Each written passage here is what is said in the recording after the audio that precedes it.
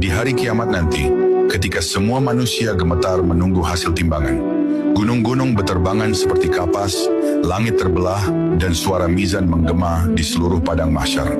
Lalu, di antara miliaran manusia, ada satu orang miskin yang membuat timbangan amalnya langsung berat, hanya karena satu kalimat ringan yang dulu sering ia ucapkan. Ia bukan orang kaya, bukan pula ulama besar.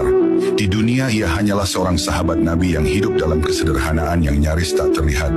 Pakaian lusuh, makanan seringkali tak cukup. Tapi di lisannya ada satu kalimat yang tak pernah ia tinggalkan. Subhanallah wa bihamdi. Pada masa itu, orang-orang berlomba dengan harta, jihad, dan sedekah besar. Tapi sahabat ini hanya mampu bersedekah dengan tasbih di bibirnya. Di setiap langkah, di setiap lelah, di setiap kesendirian, kalimat itu terus mengalir dari lisannya. Tak ada tepuk tangan, tak ada pujian, tak ada yang menganggapnya istimewa. Hingga tibalah hari yang dijanjikan, hari ketika semua manusia dikumpulkan, matahari didekatkan, keringat menenggelamkan tubuh sesuai kadar amal, manusia saling berteriak menyebut nama masing-masing. Ayah tak mengenal anak, sahabat lari dari sahabat, lalu namanya dipanggil. Ia maju dengan tubuh gemetar, tak membawa amal besar, tak membawa harta, tak membawa catatan yang panjang. Ia hanya membawa satu kantong kecil, penuh dengan catatan tasbih yang dulu ia ucapkan di dunia dengan ikhlas. Malaikat pencatat amal berdiri, mizan pun dibentangkan. Amal-amal kecil mulai diletakkan. Satu tasbih, satu pahala, dua tasbih, dua pahala, 10, 100, 1000. Lalu sesuatu yang membuat seluruh padang mahsyar terdiam terjadi.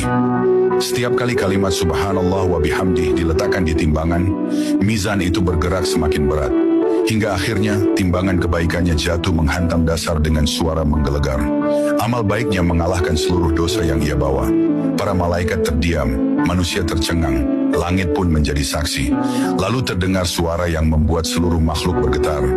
Beratkan timbangan hambaku dengan rahmatku. Saat itulah sahabat miskin itu tersungkur menangis.